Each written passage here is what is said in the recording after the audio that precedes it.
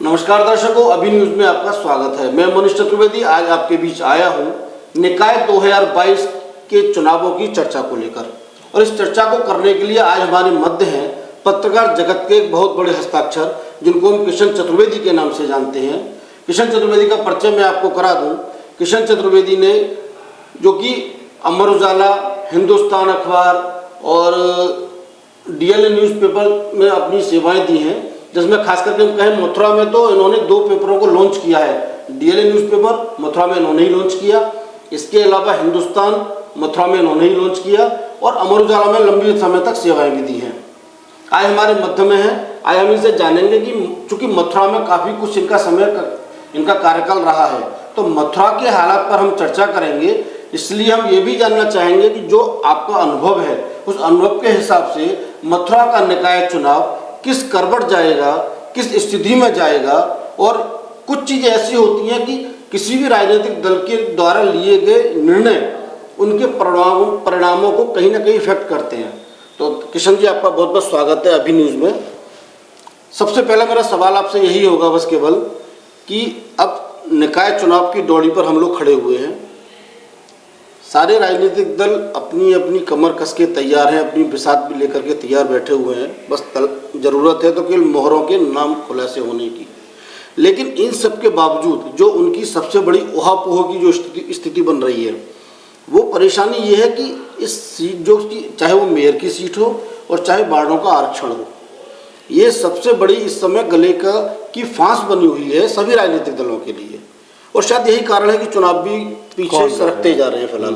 तो मैं सबसे पहले जानना चाहूँगा कि असल में आरक्षण की जो स्थिति है, क्या चुनावी क्षेत्र के लिए या इस तरह के लोकतांत्रिक आयोजनों के लिए क्या ये वरदान है या अभिशाप है? सवाल पहला तो यही उठता है। और अगर है भी, जो भी है, तो क्या परिस्थिति आज की तारीख में? सबसे पहले तो मैं अभी न्यूज़ के दर्शकों को प्रणाम करता हूं। और अब चूँकि इसी शहर का बाशिंदा हूं और काफ़ी लंबे समय तक यहाँ पत्रकारिता के क्षेत्र में जुड़ा रहा हूं और आज भी जुड़ा हुआ हूं, तो मनीष जी का सवाल था और सवाल में कुछ ऐसा भी वो था जिसको कि मैं चाहता हूं कि अभी न्यूज़ के दर्शकों को जानना चाहिए। जी बिल्कुल। सबसे पहले बात आती है आरक्षण की। तो जो हमारा निर्धारित फॉर्मूला है, सरकार का निर्धारित फॉर्मूला है कि पहले तो होता है वार्डों का आरक्षण, उसके बाद चेयरमैन या मेयर का आरक्षण की बात होती है। उसके लिए एक निर्धारित फॉर्मूला है। सबसे पहले उसमें आता है एससी महिला के लिए आरक्षण की जाती है मेयर की सीट। उसके बाद एससी कैंडिडेट के लिए आरक्षित होती है। उसके बाद ओबीसी महिला के लिए आरक्षित होती है, फिर ओबीसी के लिए आरक्षित होती है, फिर महिला के लिए आरक्षित होती है और उसके बाद अनारक्षित होती है। ये एक चक्रानुक्रम है, यानी कि सर्किल में इस तरह से सीटों का आरक्षण होता रहता है। अब जो आने वाला चुनाव है, ये महिला के लिए आरक्षित है सीट। लेकिन चर्चाओं में ये बात मुझे अभी तक नज़र नहीं आई कि ऐसी कहीं चर्चा हो रही हो कि महिला के लिए जो सीट आरक्षित है उसको लेकर तमाम लोग अनजाने में या इस फॉर्मूले से परे भी होता रहता है। ये तो हाँ, अपनी समझ के इस फॉर्मूले से परे भी होता रहता है, सरकारों के ऊपर है, तो ये हो जाता है। अब बात आती है कि इस चुनाव में आखिर कौन सा राजनीतिक दल बाजी मार सकता है। जी, मैं माफ़ी चाहूँगा मिश्रा जी। सबसे पहले चूँकि हमारे पहले जैसे कि आपने कहा अभी कि एक चक्र है ये। हाँ, चक्र। उसके हिसाब से ये सारी फॉर्मूला है जो कि सर्किल में है, उसके हिसाब से होता है। तो जैसे कि अभी आपने कहा कि सबसे पहले एससी महिला सीट होती है, हाँ, ठीक है ना। अब ऐसी स्थिति में क्या ये माना जाए, चूँकि मथुरा नगर निगम का ये दूसरा चुनाव है, जी जी, पहला चुनाव हुआ और जी। पहले ही चुनाव में यहाँ ऐसी सीट तो हुई थी वो, लेकिन उसमें पुरुष रही वो। हाँ, पुरुष रही वो। तो क्या पहली बात तो सवाल तो यही उठता है, क्या ये माना जाए कि सरकार ने अपनी वीटो पावर का इस्तेमाल करते हुए उस चक्र में कहीं ना कहीं चेंज किया, बदलाव किया? कह सकते हैं। देखिए सीट एक एससी की है, ये जरूरी नहीं है वो महिला दे, महिला हो या पुरुष हाँ, हो। पुरुष हो। ओके, चलिए, लेकिन अगर चूंकि उन्होंने बिल्कुल क्लियर किया है हाँ, कि पहले एससी महिला का लिए आरक्षित होगी, जी। फिर एससी की सीट होगी। मैं इसीलिए हाँ, मेरे सवाल तो अगले चुनाव में एससी की होगी। अब एससी में ये जहाँ तक मेरा अनुभव है उसके अनुसार वो किसी को भी एससी कैंडिडेट होना चाहिए, वो किसी को भी पार्टी टिकट दे सकती है, जिसको भी सशक्त माने, दावेदार माने। चलिएगा, लेकिन जैसा कि आपने अभी एक बात और कही कि ये सरकार के हाथ में होता है, उसकी अपनी एक वीटो पावर, एक विशेष अधिकार होते हैं उसके, कि हालातों के मद्देनजर जो भी स्थितियां लगती हो, क्योंकि देखिए बदल भी जाते हैं। देखिए सत्ता में जो होता है हर संभव वो कोशिश यही करता है कि आने वाला चुनाव उसके ही फेवर का हो, किसी न किसी रूप में, भले ही वो लोकतांत्रिक तरीके से हो, कानून के दायरे में रह करके हो, लेकिन कहीं ना कहीं उसका प्रभाव तो पड़ता ही है। बिल्कुल, और बहुत सारी चीज़ें उनके हाथ में भी होती हैं। शायद यही कारण है कि ये जो वीटो पावर है वो कहीं ना कहीं काम आती है। अब चूंकि मथुरा को यदि हम बात करें, बाकी में उत्तर प्रदेश के अलावा यदि हम खास करके हम मथुरा की बात करें, तो मथुरा की जो नगर निकाय निगम की सीट है ये दूसरी बार है, पहली बार एससी हो चुकी है। मथुरा में एक धर्म क्षेत्र है मथुरा, और धर्म क्षेत्र में सामान्य वर्ग का निश्चित तौर पर दबदबा भी है और सारी स्थितियां भी वही हैं अनुपात के हिसाब से भी यदि हम देखें तो ऐसी स्थिति में क्या आपको लगता है कि इस बार भारतीय जनता पार्टी की सरकार है, एक हिंदूवादी का दौर चल रहा है हिंदूवाद का, हालांकि एससी हो, एसटी हो, ओबीसी हो, सभी हिंदूवादी उसी में आते हैं, ऐसा कोई है नहीं, बावजूद उसके क्या आपको लगता है कि इस बार सामान्य सीट होनी चाहिए या चक्रानुसार ही चलनी चाहिए? देखिए, अगर हम महिला आरक्षित की बात करते हैं तो वहाँ दो तरह की है। एक तो पहले आ गया जो एससी हैं या ओबीसी हैं, फिर आ गया महिला के लिए आरक्षित। तो महिला खड़ी होगी, वो वर्ग कोई भी हो, सामान्य वर्ग से भी खड़ी हो सकती है। लेकिन सर सवाल यहाँ पर ये उठता है, जैसा कि मैंने बार बार अभी आपसे पूछा कि मथुरा नगर निगम दूसरा चुनाव, पहला चुनाव 5 साल का कार्यकाल जिस तरह से गया है वो सभी जानते हैं, कितना सशक्त रहा या कितना काम हो पाया, या जो काम सरकार की ओर से आए वो कितने वो ज़मीन पर उतर पाए, ये मैं समझता हूँ शायद पब्लिक जानती है, और पब्लिक जानती है हमें क्या कहना उसमें, और उसका परिणाम भी इस बार दिखने को मिलेगा।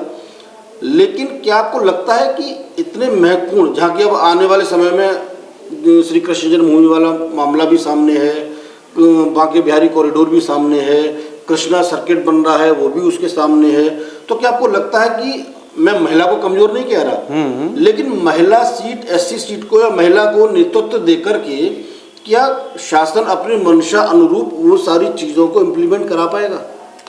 देखिए, बहुत सारे चुनाव ऐसे हैं, जैसे एमएलए एमपी के चुनाव होते हैं, इसमें हम परसेंटेज में कह सकते हैं कि व्यक्तित्व का प्रभाव पड़ता है जी। लेकिन आज की तारीख में जहाँ तक ये है कि पार्टी की मजबूती से प्रत्याशी जीतते हैं। तो आपके आपने पिछले चुनाव में देखा होगा कि बहुत सारे ऐसे कैंडिडेट थे जिन्हें बहुत सारे लोग जानते नहीं थे, मतदाता जानते, लेकिन वो ऐसी पार्टी से खड़े थे कि उन्हें मतदाता ने पार्टी के नाम पर वोट दिया और वो भारी बहुमत से जीते, और वो जीते भी। अब महत्वपूर्ण बात यह है कि अब जो चुनाव है जी, ये जो चुनाव है, इसमें जैसे आप कह रहे हैं कि कैंडिडेट से ज़्यादा पार्टी के वजूद पर बात निर्भर करेगी। जी बिल्कुल। और अगर पार्टी का वजूद मजबूत है तो वो उस पार्टी के प्रत्याशी को वोट पड़ेंगे। जी बिल्कुल सही बात है। बात यहीं आ जाती है, जैसा कि मैंने अभी आपसे पहले भी पूछा, बात है इस क्षेत्र के हित की। भाई जिस नगर निगम के लिए चुनाव हो रहा है वो निगम कितना मजबूत होगा, उसका कितना जो एक रिफ्लेक्शन है, एक सिस्टम पर कितना रिफ्लेक्शन आएगा, क्योंकि कैंडिडेट पर ये निर्भर तो कहीं ना कहीं करेगा। ठीक है, शासन की गुडविल या पार्टी की गुडविल के सहारे एक कैंडिडेट जीत जाता है, स्वाभाविक सी बात है, लेकिन उसके जो आने वाले 5 साल हैं वो उस सत्तारूढ़ पार्टी हो या वो पार्टी जिसका कि वो मेयर है उसके लिए कितना फलदायी है वो कार्यकाल पर निर्भर करेगा। तो ऐसी स्थिति में आप क्या सोचते हैं? देखिए, बात को बहुत साफ तरीके से आप ही की बात को कहूँ मैं जी, तो ये सवाल भविष्य पर निर्भर करता है। जी बिल्कुल। इस सवाल का जो उत्तर है वो भविष्य पर निर्भर करता है। जी। पार्टियां जितनी भी हैं, मेरी समझ से बहुत आजकल चूंकि बहुत ज़्यादा सजग हो गया है मतदाता, तो पार्टियां बड़े सोच समझ के प्रत्याशियों का चयन करती हैं। बराबर। और जब प्रत्याशी उस चयन पे खरा उतरता है तो पार्टी की भी वाहवाही होती है और उस पार्टी को आगे मौके की उम्मीद होती है कि आगे फिर भी जनता मौका देगी। जी। इसलिए जहाँ तक मेरा मानना है कि हम इसका पूर्व में अनुमान लगाना कठिन है कि मान लीजिए कोई पार्टी है जिसका पिछली बार भी प्रत्याशी रहा हो तो वो नेगेटिव इनकम्बेंसी वोट जो होता है वो मिलता है। ओके। अब बात आती है कि पार्टी के प्रति मान लीजिए मतदाता का विश्वास है, ठीक है, और उसका प्रत्याशी उस अपेक्षाओं पे खरा नहीं उतरता है, तो मतदाता आज इतना समझदार है जी, इतना समझदार है कि वो इस बात को समझता है। वो नाराज़ी भी रखता है लेकिन इस बात को समझता है। हमारे पास बहुत सारे ऐसे उदाहरण हैं जिसमें कि मतदाता नाराज़ था लेकिन पार्टी प्रत्याशी जीत गया, तो लोग आश्चर्य भी करते हैं। हाल ही में है। हाँ, लोग आश्चर्य मैं किसी पर्टिकुलर चुनाव की बात नहीं कर रहा और ना करता हूँ, मैं एक जनरल बात कह रहा हूँ। सही बात है कि ये मतदाता की समझदारी ही है।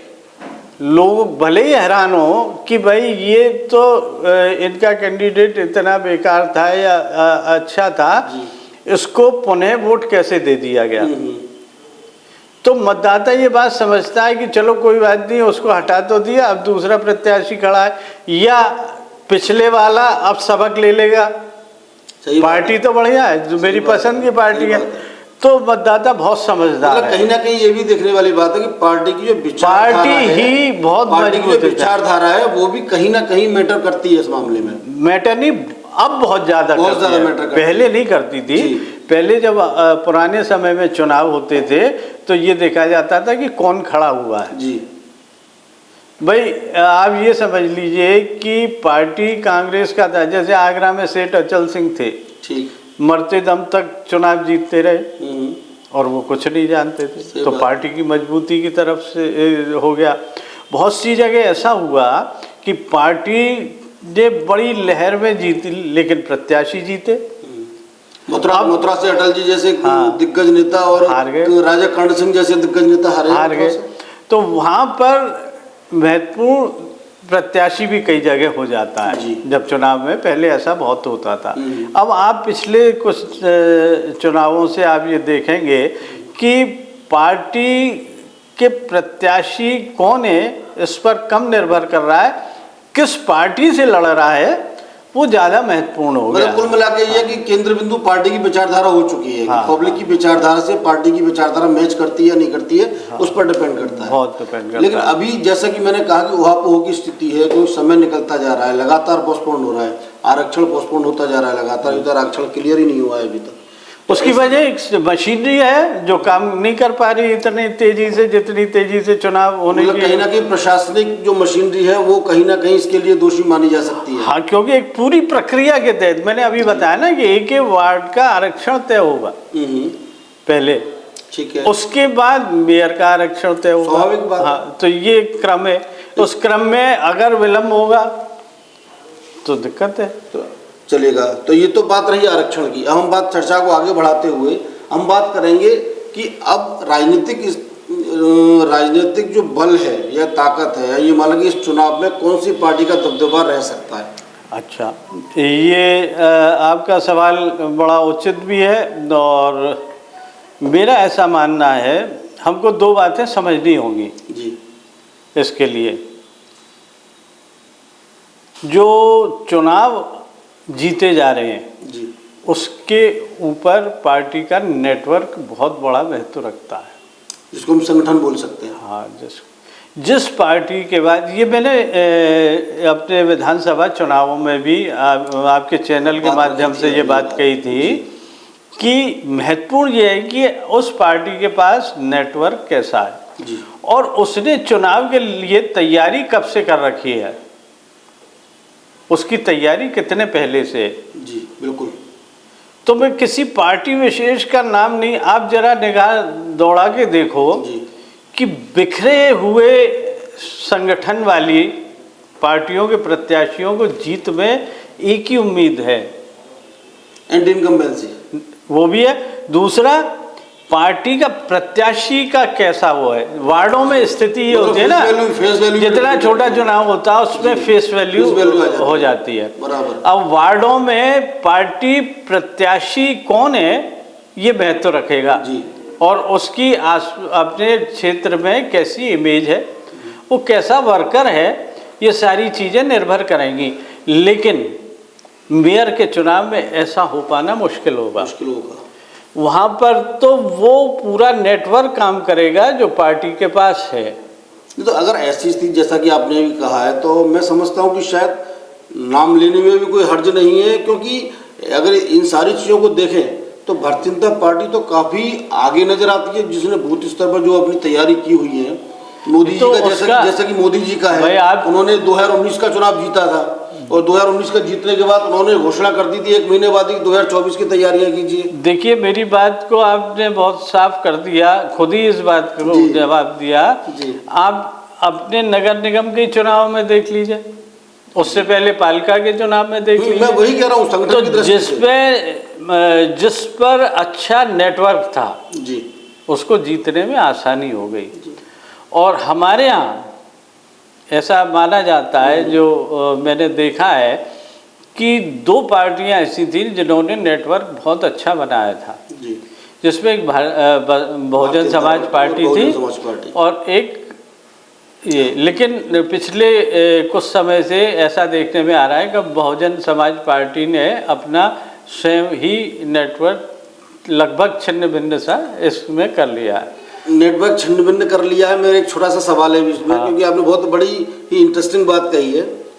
नेटवर्क छिन्न भिन्न कर लिया है कि या ये कहें कि जैसे कि कांग्रेस आरोप लगाती है कि भाजपा ने हमारे पटेल को हमसे छीन लिया, तो क्या कहीं ऐसा नहीं लगता देखने में कि जो बसपा का जो कैडर बोर्ड था, जो बाबा साहेब के नाम से चलता था, कि भाजपा ने बाबा साहेब को भी पर भी अपना उनसे छीन लिया है, जिसकी वजह से काफ़ी कुछ वोट बैंक है वो भाजपा की ओर हो गया और उनका क्या कहते हैं अपना संगठन है वो छिन्न भिन्न हो गया। नजरिए का फर्क है, मेरा नजरिया दूसरा है। मेरा नहीं है, सवाल है, सवाल है उसको जो सवाल है उसमें आपने नजरिए की बात करी कि ऐसा नहीं माना जा सकता, वो सवाल ही नजरिए का है। जी बिल्कुल। तो मैं ये कह रहा हूँ नजरिए का फर्क होता है कि जैसे आप ने कहा एक नजरिया ये कि छीन लिया जी, मेरा इसमें जवाब ये है कि आप इस स्थिति में कैसे आ गए कि आपके लोग छीन ले गए, लोग मतलब आपकी चीज को आपसे छीन ले गए। यस, इस बात को अगर लोग समझ लें पार्टियां, तो आप देखिए कि राजनीतिक व्यक्ति की महत्वाकांक्षाएं बहुत होती हैं। जी बिल्कुल। और वो किसी आज के राजनीतिक व्यक्ति की महत्वाकांक्षा बहुत कम ही पार्टी से निष्ठावान नजर आ रही है। जी बिल्कुल सही। उससे जहां उम्मीद नजर आ रही है वहां जा रहा है। जी बिल्कुल सही बात है, ऐसा देखने को मिल भी रहा है। अपने ही आया था मैं, भारतीय जनता पार्टी को ही ले लीजिएगा। एक जमीन से जुड़ा जो व्यक्ति है, जिसकी सारी जिंदगी दरी बिछाने में निकल गई, आज उसकी भी एक कॉमन शिकायत यही है कि जो पैसे वाले आयातित जो नेता है वो अगली पंक्ति में खड़े हुए हैं, और जो जमीन से जुड़े हैं जिस समय वजूद नहीं था उस समय वो लड़े और आज वो घर में बैठे हुए हैं। तो एक स्वाभाविक, अब अगर ऐसी स्थिति का फायदा दूसरी पार्टी नहीं उठा पा रही है तो वो कमजोर है, तो उनका फेलियर है, उनका फेलियर है। और अगर भाजपा दूसरी पार्टियों के अच्छे लीडर्स को तोड़ रही है या दूसरे आ रहे हैं, तो इसकी योग्यता भाजपा को नंबर मिलेगा। वही एक संगठन जो आप जैसा कि अभी आपने बात कही, अगर मजबूत संगठन है तो आप किसी भी चीज को कैप्चर कर सकते हैं। तो अब मैं बता रहा था कि 2 पार्टियां ऐसी थी जिनके पास अच्छा मजबूत, तो मैंने तो शब्द प्रयोग किया कि छिन्न भिन्न हो गया, और वो करा दिया या किया गया या स्वयं की गलतियों से हुआ, जो भी रही, हाँ जो भी रही हो वो बात अलग है। लेकिन चूंकि संगठन छिन्न भिन्न हो गए पार्टियों के, और एक पार्टी लगातार मजबूती से आगे बढ़ती गई, जिसका वर्षों से लगातार प्रयास के बाद अब वो सामने आया है जी। मतलब 40-50 साल के प्रयासों के परिणाम अब सामने आ रहे हैं, मतलब जिसके पीछे कई सारी ताकतों का काम है, जिन्होंने काम किया है, लगातार रूट लेवल से काम किया है, तो वो परिणाम आते में देर लगती है। पेड़ आज लगाते हैं, फल मिलने में कई साल लग जाते हैं। वो जो फल खा रहे हैं जी, वो उन लोगों के प्रयास है जिन्होंने रूट लेवल पर काम किया है। चलिए, हमारी चर्चा में बसपा का नाम आ चुका है, भाजपा का नाम आ चुका है। अब यदि बात करें तो देखिए, हालांकि जैसा कि आपने कहा कि फेस वैल्यू का चुनाव है, जितना छोटा चुनाव होता है वो फेस वैल्यू पर जाकर टिक जाता है। नहीं, मैंने पार्षद के चुनाव के लिए विशेष रूप से कही कि वहाँ पर व्यक्ति बहुत महत्व रखेगा। पार्षद से छोटा चुनाव शायद ही कोई होता है। पार्षद या जिला नगर पंचायत से छोटा शायद कोई चुनाव नहीं होता। अब बाकी और दो पार्टियां हैं जिनका मथुरा में एक का तो वजूद काफ़ी रहा है, दूसरी का ज़्यादा नहीं रहा। हालांकि एक समाजवादी पार्टी और एक राष्ट्रीय। आप दो पार्टियों का नाम, जैसे एक कांग्रेस और एक लोकदल जी, ये बहुत अच्छी। समाजवादी पार्टी की इतना पकड़ मेरी निगाह में शायद कभी नहीं रही है, किसी भी चुनाव में नहीं रही है। तो दो दल है, कांग्रेस और लोकदल, जो भाजपा को कहीं ना कहीं डैमेज करने की कर सकते थे। तो उनकी क्या स्थिति रहेगी इस बार? लोकदल की जो राजनीति है जी, वो इन चुनावों में सफल अब तक नहीं हुई है जी। तो अगर हम मेयर पद के लिए कहें तो मेरा ऐसा अपना आकलन है, वो लोकदल में कोई विशेषी नेता खड़ा हो जाए मेयर के तो बात अलग है, वरना वो संगठन नजर नहीं आ रहा जी, जो शहरी क्षेत्र में लोगों तक अपनी पकड़ बना रखी हो, वो संगठन की कभी एक नजर आ रही है। लेकिन कांग्रेस मैं दोनों बात बता रहा हूँ आपको। अगर हम कांग्रेस की बात करते हैं जी, हमारे मथुरा में, हमारी इस नगरी में जी, कांग्रेस किसी समय में बहुत अच्छी पकड़ रखती थी। गढ़ था साहब, बिल्कुल हर तरफ से पकड़ रखती थी कांग्रेस का। ये हम ऊपर से देखें तो वहाँ से भी नज़र आ जाता है, वो चीज़ नज़र आ जाती है। बिल्कुल सही बात है। अब बहुत सारी बातों की वजह से वो चीज़ धीरे धीरे समाप्त हुई और अच्छे कांग्रेसी नेता जो छोटे लेवल के थे, जिन्हें लगा कि अगर उन इसमें पड़े रहे तो अब हमारा भविष्य नहीं है। एक तो वो होते हैं जो डेडिकेटेड होते हैं, चाहे हार हो चाहे जीत हो, उन्हें तो वो जिससे जुड़े हुए हैं उसी जुड़े, सही बात है, उसी के जिंदाबाद के नारे लगाते हैं। लेकिन इनकी परसेंटेज ऐसी नहीं होती कि वो कोई चुनाव जिता दें।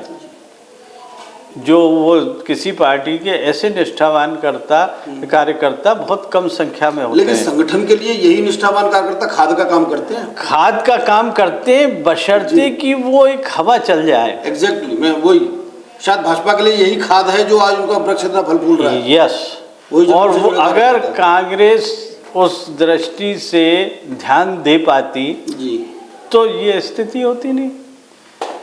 अब कांग्रेस के लिए छोटे से छोटा चुनाव जीतना भी इसीलिए कठिन हो रहा है कि कार्यकर्ताओं का मनोबल टूटा हुआ है जी, जो नजर आता है। बिल्कुल, और उनके जो लीडर्स हैं उनमें मतैक्य नहीं है। हमारे मथुरा में ये मतैक्य नहीं है और एक झंडे के नीचे खड़े भी नहीं हो पाते। बिल्कुल। तो ऐसी स्थिति में इस पार्टी का, भारतीय जनता पार्टी का, चाहे तो अनुशासन, ठीक है, चाहे संगठन में बड़े पदाधिकारियों का भय, बिल्कुल सही बात है। तीसरी चीज उनका आपस में समन्वय, कोऑर्डिनेशन जो इतना बढ़िया है जी, इतना बढ़िया बना रखा है, उसकी वजह से सहज हो जाता है चुनाव। फिर भी ये जनता है, इसके बारे में किसी भी प्रकार का आप आकलन नहीं कर सकते, क्योंकि अंतिम स्थिति तो उसी के हाथ में जी। और वो कब एक साथ मन बदल ले ये अनुमान लगाना तो कोई ऐसा थर्मामीटर नहीं है कि उसको नापा जा सके। लेकिन अब ऐसी परिस्थितियां आती हैं कि बड़े बड़े मजबूत संगठन भी ढह जाते हैं और जनता उनको नीचे ले आती है, तो वो एक बात भी महत्वपूर्ण है। अब जैसे कि हम भी जानते हैं और कोई कॉमन सी चीज़ है तो कि समाजवादी पार्टी का और राष्ट्रीय लोकदल का विधानसभा चुनाव में भले ही राष्ट्रीय लोकदल का थोड़ा सा मजबूत है, किसी एक दो सीट पर रहा है, लेकिन छोटे चुनाव में नहीं रहा कभी। लेकिन चूंकि अब ये दोनों पार्टी एक साथ आ गई हैं, संगठन के साथ चुनाव लड़ रही है दोनों गठबंधन के साथ में, तो क्या आपको लगता है कहीं ना कहीं थोड़ा बहुत डैमेज कर पाएंगे ये?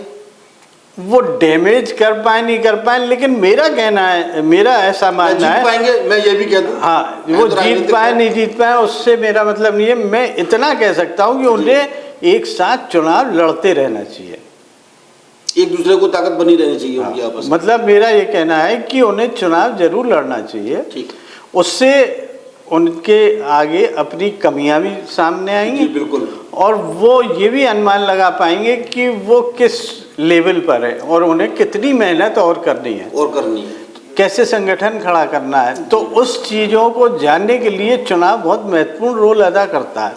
अगर कोई संगठन समझदार, बड़ी पाठशाला कोई होनी, हाँ, इससे बड़ी कोई संगठन ध्यान दे तो चुनावी उनको सारी चीज़ें बता देता है कि हमें क्या करना है। जी बिल्कुल, ताकि वो अपना भविष्य निर्धारित कर पाए, कार्य योजना बना पाए और आगे जा पाए। चलेगा। अब ये बात हो जाती है, ये सारी व्यवस्था पृष्ठभूमि तो है, इस पृष्ठभूमि के साथ जो महत्वपूर्ण बात है, जैसे कि आपने बीच में भी जिक्र किया, चेहरा बहुत महत्वपूर्ण हो जाता है। दो पार्टियां हैं जो बहुत महत्वपूर्ण हैं आज की तारीख में, जिनका फाइट हो सकती है आमने सामने, भाजपा और कांग्रेस। भाजपा की यदि हम बात करें तो भाजपा में मेयर पद के कई नाम हैं जो दावेदारी में आ चुके हैं, सबके सामने हैं, जनता के सामने हैं। वैसे ही कांग्रेस में भी हैं, और जो भी नाम सामने आ रहे हैं उन नाम को देखते हुए निसंदेह हम ये इस बात को कह सकते हैं कि पार्टी के लिए डिसीजन लेना बहुत ही टिपिकल है, दोनों ही पार्टी के लिए। अब जैसे कि जो मेरी जानकारी में नाम आ रहे हैं कि भारतीय जनता पार्टी से जो उनके पदाधिकारी भी हैं, महानगर अध्यक्ष हैं विनोद सुपारी वाले, उनका नाम भी दावेदारी सामने आ रही है। शायद प्रदीप गोस्वामी है, उनका भी नाम दावेदारी में आ रहा है। पूर्व चेयरमैन है नगर पालिका के वीरेंद्र अग्रवाल जी, उनका भी नाम सामने आ रहा है। एक नाम है लाला जयंती प्रसाद, जयंती लाला के नाम से उस नाम को जाना जाता है, वो भी सामने आ रहा है। हालांकि जयंती लाला नाम एक नया नाम है मथुरा शहर की इस चुनाव के लिए, लेकिन और वैसे ही कांग्रेस की स्थिति है। कांग्रेस में पूर्व चीफ पालिका अध्यक्ष बिट्टू भैया के नाम से जाने जाते हैं, यामिनी रमण आचार्य, सभी कोई जाना पहचाना चेहरा है मथुरा के लिए। और मलिक अरोड़ा जो कभी बहुत अच्छे साथी रहे हैं विधायक प्रदीप माथुर के, लेकिन आज वो भी अपना दावा ठोक रहे हैं। हक भी बनता है उनका, हर व्यक्ति का अपना हक है पार्टी में कार्य करने के बाद। तो आपको क्या लगता है ये जितने भी नाम सामने आ रहे हैं, लेकिन इन सब में जो स्थिति आ रही है वो है, ये सब सामान्य श्रेणी से है। मैं इसीलिए बार बार कह रहा था कि एक बड़ी ओहापोह की स्थिति है कि जो स्ट्रॉन्ग कैंडिडेट्स हैं उनके नाम तो सामने चलो आ गए, लेकिन बाकी जितनी भी है, चाहे वो एससी है, बीसी है, ओबीसी है, एससी एसटी, इनके नाम अभी तक कोई भी पार्टी सामने नहीं ला पाई है, कोई भी पार्टी। तो ये क्या मानते हो आप? ये मेरे ख्याल से ये चर्चा अभी थोड़ी सी अपरिपक्व हो जाएगी कि पार्टी के आपने जितने नाम लिए सभी बहुत अच्छे लोग हैं और शहर की बहुत बड़ी हस्तियां हैं। तो नाम लेने का कारण केवल यही रहा कि चर्चा का विषय है, चर्चा चल रही है, और इसलिए भी शायद उनके नाम चर्चा में है कि चाहे वो हमारे जयंती अग्रवाल हों, चाहे हमारे मलिक अरोड़ा हों, चाहे बिट्टू भैया हों, ये सभी एक अच्छे स्तर के इन्होंने वो किया है और समाज में इनका एक अच्छा स्थान है, इनका अपना चेहरा स्थान है। लेकिन अभी नामों पे चर्चा मेरे ख्याल से तब तक इमेच्योर मैं मानता हूँ जब तक ये तय नहीं हो जाए कि ये सीट महिला के लिए आरक्षित है या उसके लिए आरक्षित हो, जब तक ये घोषणा नहीं हो जाए। मेरा सवाल ही मेरा जो और जो रूटीन बता रहा है, जो फॉर्मूला बता रहा है, उसकी दृष्टि से ये सीट महिला के लिए आरक्षित होनी चाहिए इस बार जी। तो इसको देखते हुए ये सब बातें बेमानी हो जाती हैं। बिल्कुल बेमानी हो जाती हैं। लेकिन मैंने आपसे भी एक बात जो कहा, बात असमंजस की स्थिति यहाँ नहीं है। मैं इन नामों पर चर्चा करना नहीं चाह रहा था। इन नामों को मैंने इसलिए आपके सामने रखा कि ये सारे नाम सामान्य वर्ग से हैं, लेकिन कोई भी पार्टी अभी तक अपने बाकी आरक्षण के जो नाम हैं नहीं तो उनमें से आरक्षण कोई का भी कहाँ है? नहीं सामने आ ही नहीं पाया है अभी। ये आरक्षण की बात ही नहीं है, अभी आ ही नहीं पाया उनका। तो अगर मान लो SC महिला आरक्षित के लिए, महिला सीट आरक्षित हो जाती है अगर मान लो, हाँ, तो तो महिला कोई भी तो किसी भी पार्टी का नाम सामने नहीं आ रहा है अभी। तो क्या ये चौंकाने वाली स्थिति नहीं है कि एट ए टाइम पार्टियां ये नाम कहाँ से लेके आएंगी? सवाल मेरा ये है सवाल मेरा ये है, इसमें बात ये है तो क्या कि महिलाओं की भागीदारी कम है पार्टियों में? ये चर्चा मैंने कहा ना, ये चर्चा इसलिए बेमानी है जी। बेमानी हाँ, मतलब बेमतलब की है, बिल्कुल समझ रहा हूँ। इसलिए बेमतलब की है ये जी। चर्चा जी। कि अभी ये घोषणा बाकी है जी। कि अगर ये महिला सीट के लिए आरक्षित दे तो एकदम से पलट जाएगी, ठीक है। तमाम चेहरे बाहर निकल के आ जाएंगे। बिल्कुल। हमारे शहर में कोई कमी नहीं है महिला नेत्रियों की, जी। एक से एक बढ़ के काम बिल्कुल। करने वाली महिलाएं। बस सवाल मेरा यही था कि उनके नाम क्यों नहीं आए अभी तक आगे? इसलिए नहीं आए कि ये नाम ज्यादातर जनता की ओर से आए हैं। सभी पार्टियां चक्रानुसार है भाई ये जितने नाम बोल रहे हैं ना, ये चर्चाओं का केंद्र है और जनता की चर्चाओं के विषय है ये। जनता को इतना वो हो सके कि ये ऐसा कोई क्रम है तो वो समझने में देर लगेगी ना कि इस बार सीट किसको आरक्षित होती है। जब जिसको सीट मिलेगी, जो आरक्षण होगा महिला के आरक्षित होनी चाहिए, मान लीजिए कोई परिवर्तन हो जाए तो सारे फॉर्मूले बदल जाएंगे। जी बिल्कुल। और फिर सामान्य के लिए आ जाएगा कि उसके लिए हो जाए, सामान्य पुरुष को ये सब नाम उपयोगी हो जाएंगे। जी। लेकिन जब तक ये घोषणा नहीं हो रही कि इस बार आरक्षण किसके लिए है सीट, भाई जो फॉर्मूला है वो उसके हिसाब से मैंने बता दिया, मैंने बता दिया, ठीक है। अब उस लिहाज से वैसे भी महिलाएं बाहर उभर के कम आती हैं, ठीक है, अपनी ओर से वो नहीं कहेंगी और लोगों के मन में चर्चा नहीं होती जी, क्योंकि उनके सामने वो चेहरे हैं जो राजनीति में पूरी तरह से सक्रिय हैं या एक दो महिलाओं के नाम है।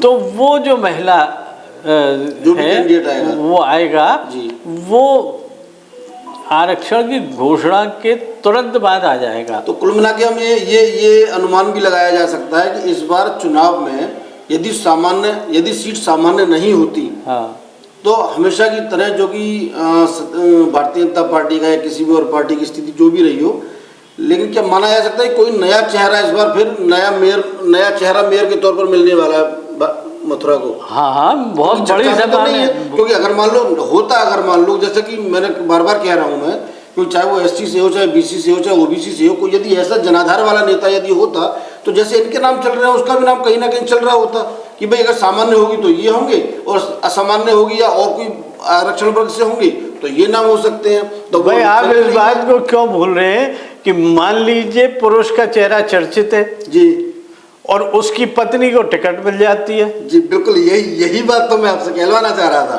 तो ये तो हमारे यहाँ होता है ना। हाँ, तो मतलब वही है कुल मिलाकर के। तो मतलब ये है कि वो चर्चित चेहरा होगा, भले उसकी पत्नी को लड़ाया जाए या वो लड़े, मतलब अगर वो सीट में ये स्थिति है, परिस्थितियों पर निर्भर करेगा। हाँ, बिल्कुल सही बात है।